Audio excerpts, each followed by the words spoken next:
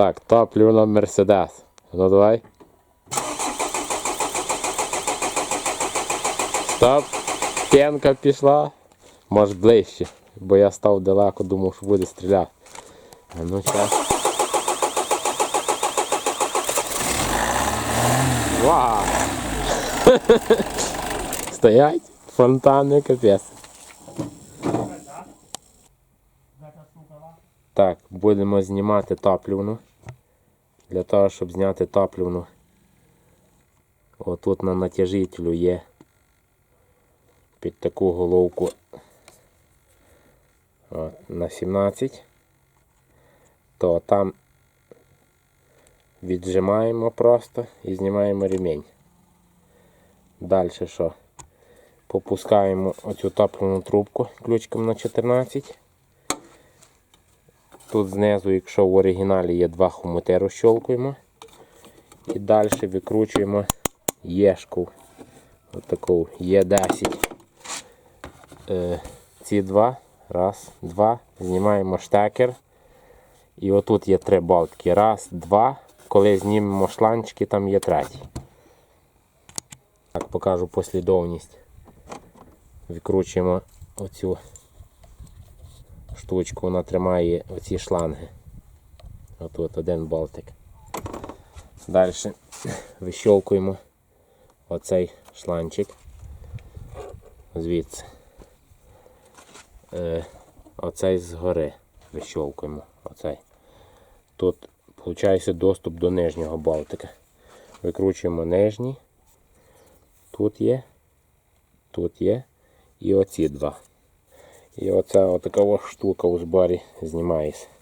Тут є переходничок такий. Його не загубити. О. Все, далі можемо йти її обслуговувати. Так, от чому такі фонтани були. Розірвало отаку гумку. Отут вона сидить на виході. Це вже йде от сюди прямо на топливну рампу. Отут канал.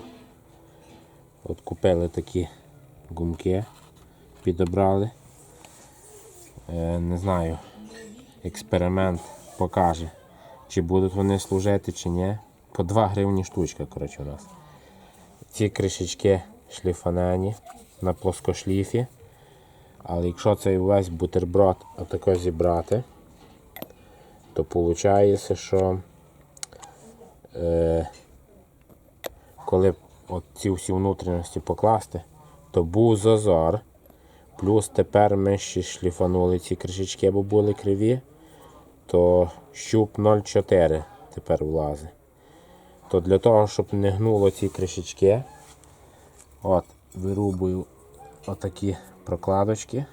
Вони часто будуть дистанційні, щоб не гнуло кришечки.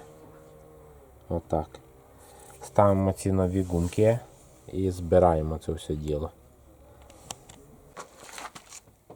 Так, прикрутили все тут по місцях, поки що сухо. Ану заведе. Пару днів експлуатації буде видно. Так. А, ще завоздушено.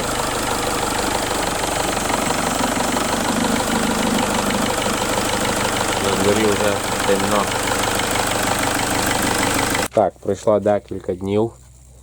Бачимо, наша топливна покриває пилюку. Потьоків ніде нема. Воно заведе.